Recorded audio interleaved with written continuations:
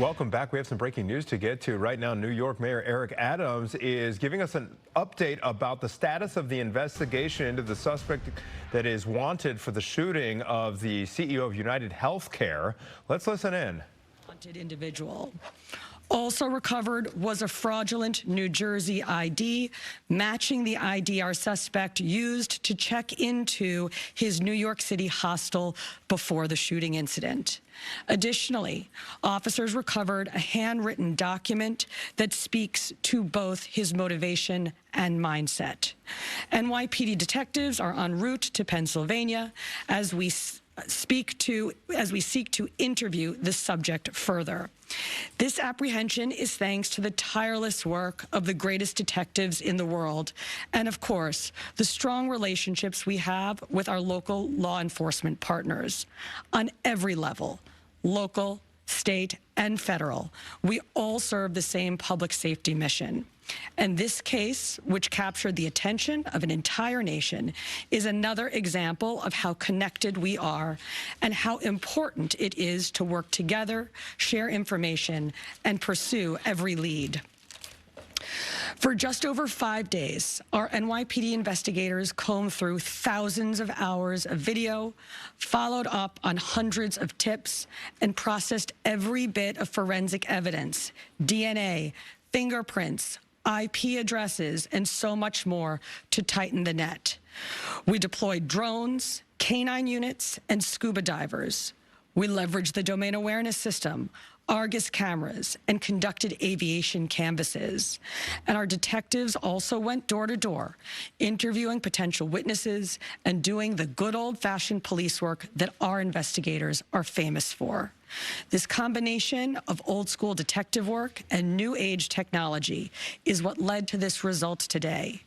And we must also acknowledge the instrumental role the media and the public played in this case.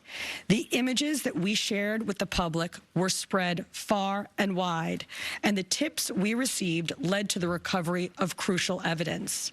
We should never underestimate the power of the public to be our eyes and our ears in these investigations. This is the third time in 3 weeks that a member of the public has seen something and said something and done something that led to a high-profile arrest. The triple stabbing homicide in Manhattan, the gunpoint robberies in Queens during which an NYPD officer was shot, and now this. Now, the case will continue through the criminal justice process, and while we are proud of today's accomplishment, we must, of course, remember that a family is in mourning. I want to again extend my sympathies to Brian's family, his co-workers, and all who knew him.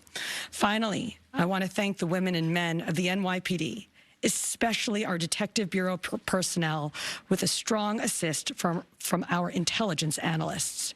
We also thank the SAC of the FBI's Criminal Investigative Division, Leslie Rodriguez-Bekshies, and I want to commend the staff of the Manhattan DA's office, and especially DA Alvin Bragg. He has been working with us 24/7 on this case, and I am incredibly grateful for his partnership. I'll now pass it along to our great Chief of Detectives, Joe Kenny, who will provide additional information. Chief. Thank you, Commissioner. Good afternoon.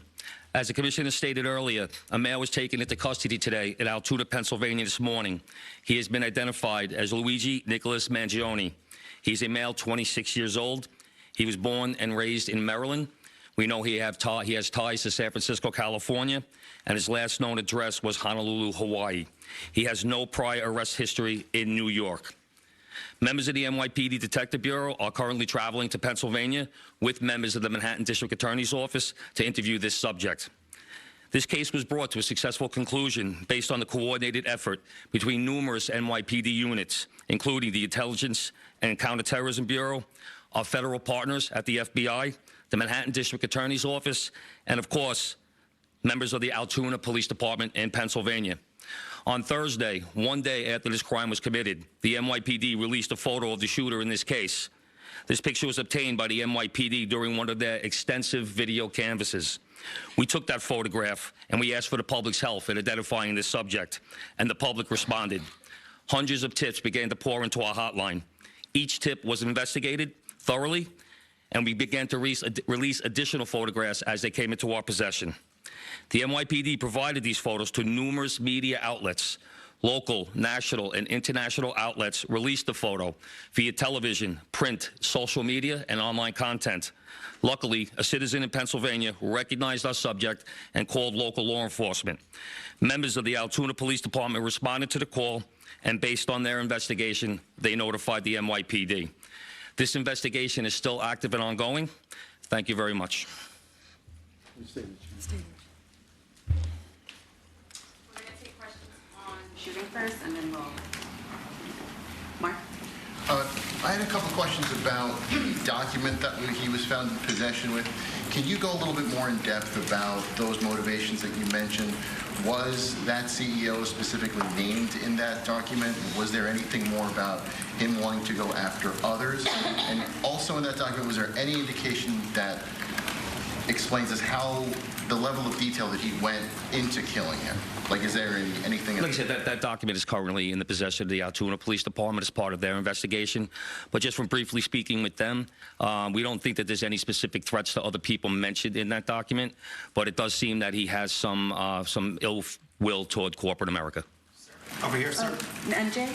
All right, that's New York officials giving us an update. A suspect has been taken into custody in the shooting death of the CEO of UnitedHealthcare. If you're just joining us, he's 26 years old. He was taken into custody in a town called Altoona. That is in Pennsylvania, and authorities there saying that it was a tip from the public that eventually led to his arrest. 26 years old, now in custody. The police saying it is still an ongoing investigation. We'll back with more right after this.